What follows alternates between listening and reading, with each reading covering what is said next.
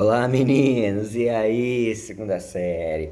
Então, olha só, a gente vai falar um pouquinho agora nesse vídeo sobre a malária, certo? Um dos assuntos aí muito cobrados em vestibulares, né, em Enem também, gostam muito de falar sobre essa doença. Então, vou fazer um vídeo agora só sobre a malária e depois eu faço outro vídeo, então, falando um pouquinho, aí já fica um vídeo mais rápido sobre, né, a amebíase, a giardíase, a tricomoníase, certo? Mas esse vídeo vai ser um vídeo mais curto, então, falando só sobre a malária, que a gente precisa dar um foco muito grande a respeito da malária, certo? Então, olha só, a malária é uma das doenças, né? Lá na página 85 a gente se depara com ela, é uma das doenças mais influentes no curso da história, porque a malária, ela afetou muito a história, né? Ela afetou principalmente guerras foram perdidas por causa da malária, guerras foram prolongadas aí muitos anos por causa da malária. Nós tivemos problemas na construção, por exemplo, do Canal do Panamá. O Canal do Panamá, a empresa que construía o Canal do Panamá, que trabalhava então nessa grande obra, ela foi à falência, porque os seus funcionários morriam constantemente, sofriam com essa doença da malária. No Brasil, nós tivemos um dos eventos também que a malária afetou muito, foi na construção da Transamazônica, né? Onde a malária afetava muito os trabalhadores, levou muita gente à morte. De onde que vem esse nome malária, né? A malária vem do nome aí Mausares, porque acreditava-se que esses ares pestilentos, né? Esses ares com essa peste, com essa doença, próximos aí geralmente em locais pantanosos ou locais alagados, né? Não se sabia exatamente do plasmódio desse protozoário que afetava, que era passado, chegava até a gente através de um mosquito, não se tinha noção disso. Então acreditava-se que era algo que estava aí no ar, um ar pestilento. Então por isso que vem de maus ares, né? E aí vem da malária. A malária ela recebe outros nomes como impaludismo, maleita, febre palustre também recebe, febre intermitente pelos intervalos em que ela vai ocorrendo, ou também febre periódica, né, intermitente que vai ocorrendo sempre, periódica que ela vai de tempos em tempos, cesão também. Então ela recebe vários nomes aí regionais, certo?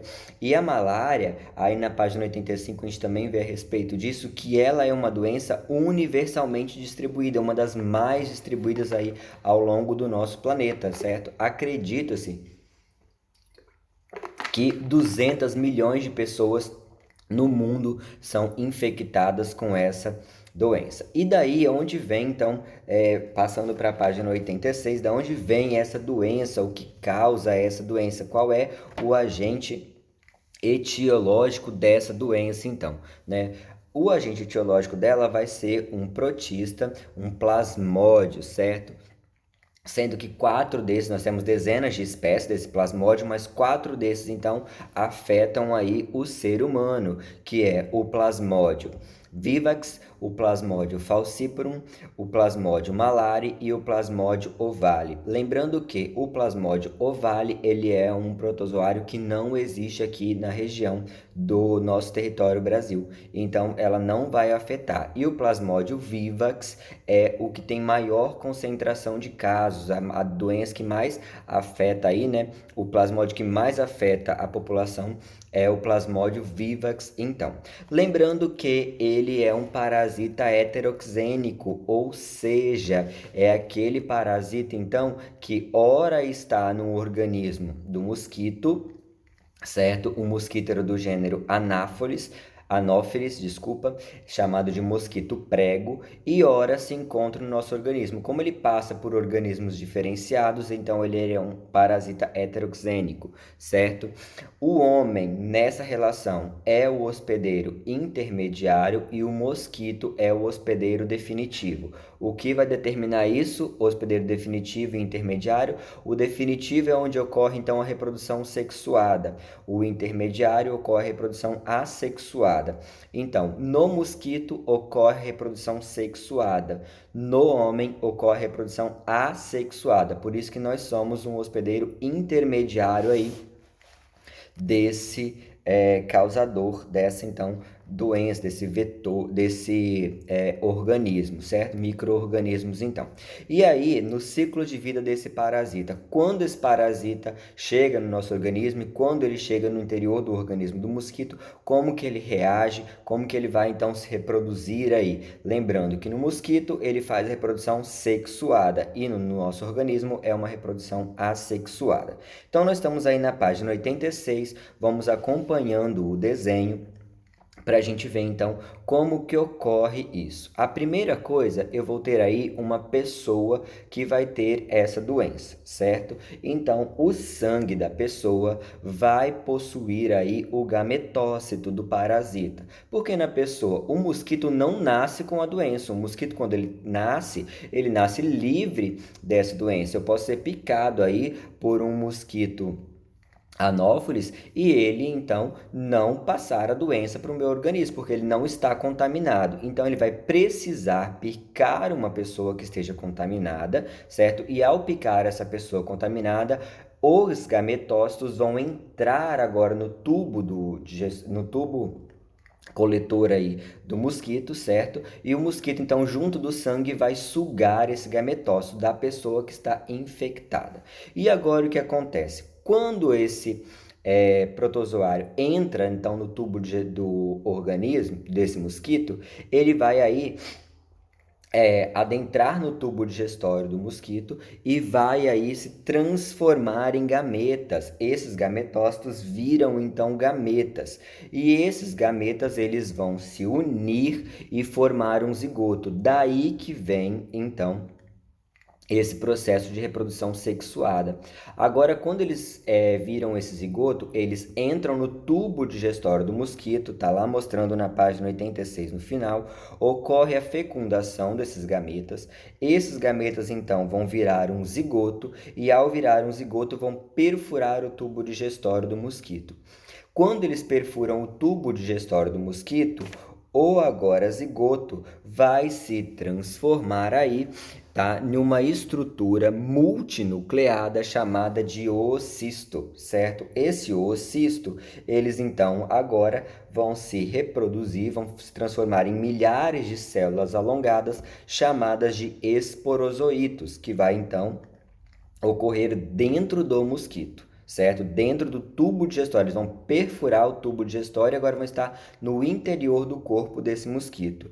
Depois que isso ocorre, então, esses esporozoítos, eles vão sair do tubo digestório do mosquito e vão migrar para a saliva do mosquito. Qual o objetivo de migrar para a saliva?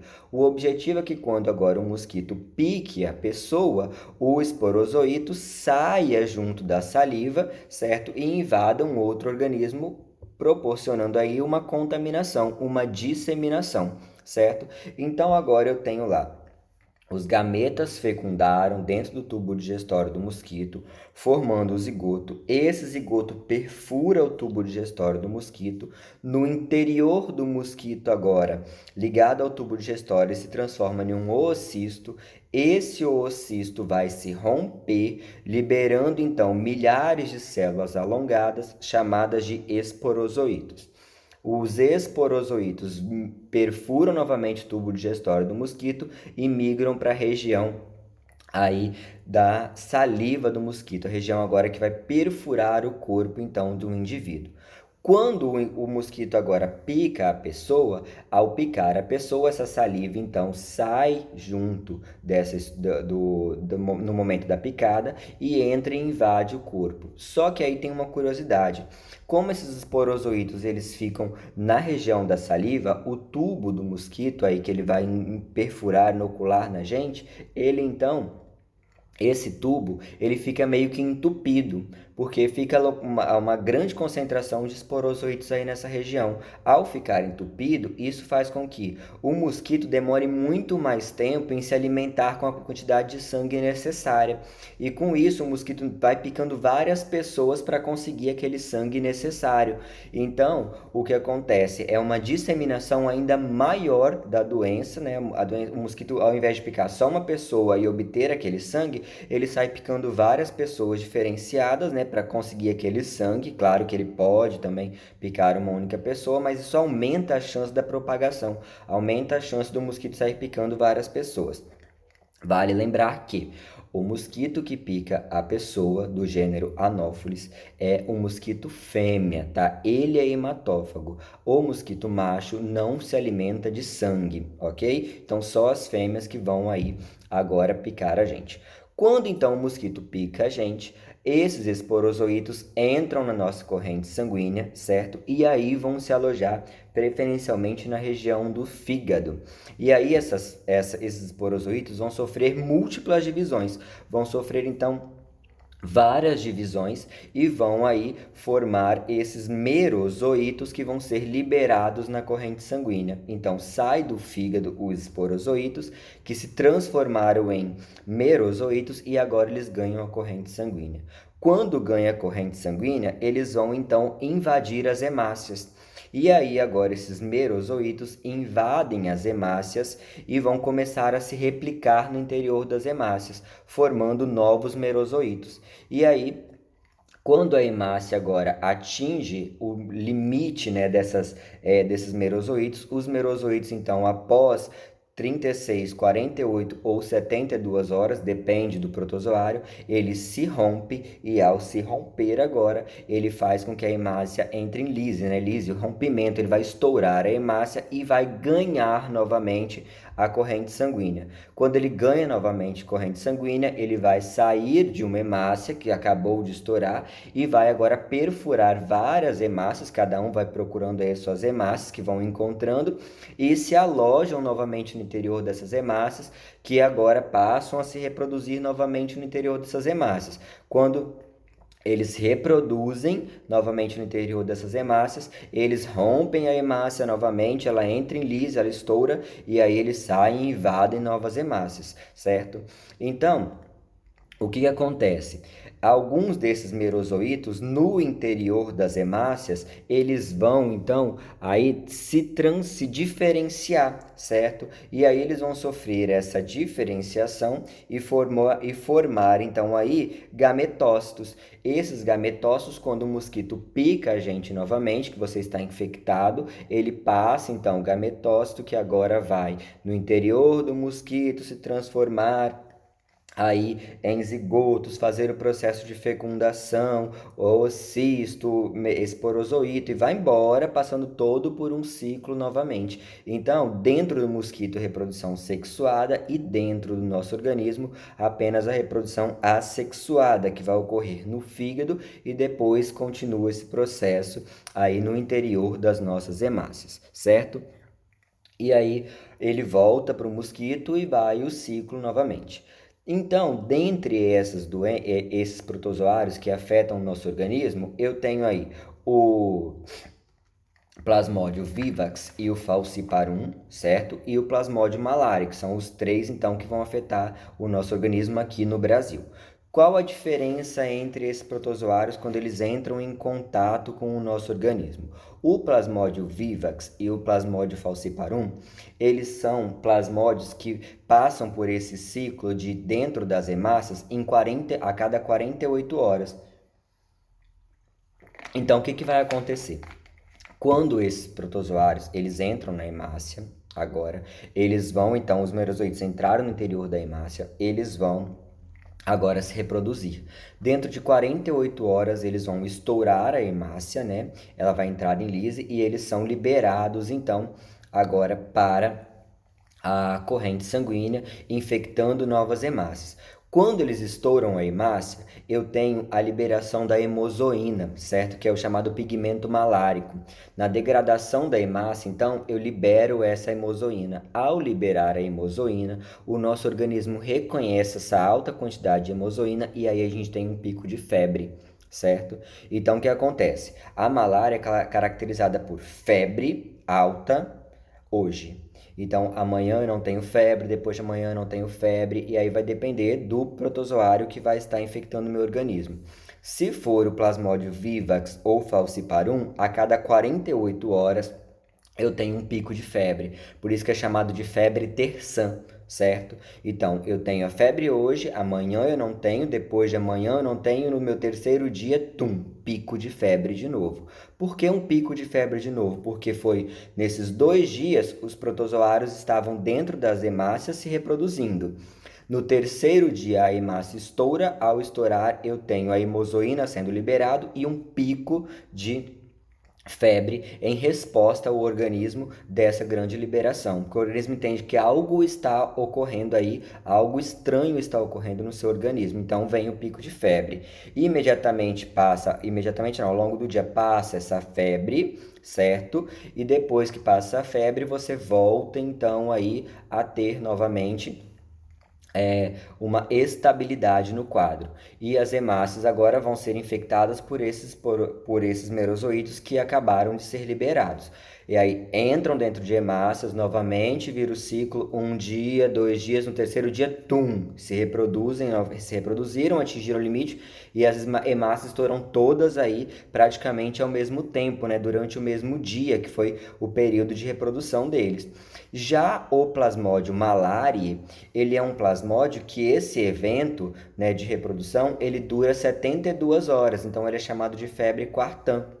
A cada 72 horas é que eu vou ter então aí esse pico de febre ocorrendo no organismo. Tanto é que ele é um plasmódio que nem é tão letal. Por que não é tão letal? Como o período dele ocorre a reprodução a cada 72 horas, dá tempo do nosso organismo se recompor um pouco em relação ao número de hemácias, por exemplo, e aí conseguir então se recuperar de todo aquele baque que tem. Porque você imagina, são centenas de milhares aí de esporozoitos estourando hemácias ao mesmo tempo, então você fica com um déficit muito grande de hemácias.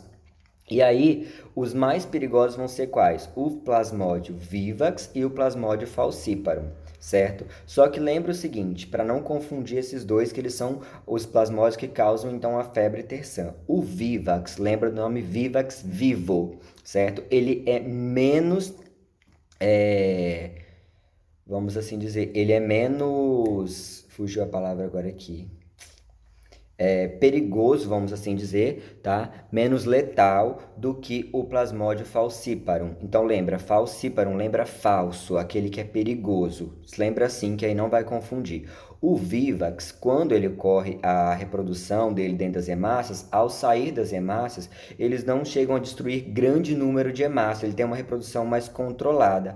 O Falciparum não, ele é uma reprodução que libera grande concentração, grande quantidade mesmo de merozoítos. Então, eu vou ter aí uma grande quantidade de hemácias estourando e uma grande quantidade de hemácias sendo infectadas ao mesmo tempo. E num período curto, que é o período de 48 horas. Então, não dá tempo do nosso organismo ir e voltar a se recuperar.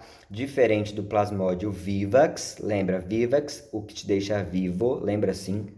Então, o Plasmodium vivax não tem um grande número de infecção, ok? E também o Plasmodium malariae, como é a cada 72 horas, dá um tempo maior para o nosso organismo aí se recuperar, né? A gente ganha aí, então, um dia a mais nesse processo de recuperação. Já o Plasmodium falciparum, ele é o plasmódio, então, que vai ocorrer o ciclo a cada 72 horas. E eu tenho aí um grande também comprometimento do fluxo sanguíneo, porque ele pode ocorrer no interior dos nossos vasos sanguíneos uma aglutinação do sangue. Então, né, eu posso aí causar como se fosse um entupimento, assim, vamos dizer, dos vasos sanguíneos, dificultando a irrigação. E isso prejudica ainda mais, além de ter um gigantesco número de hemácias responsáveis aí pela oxigenação do nosso corpo, né?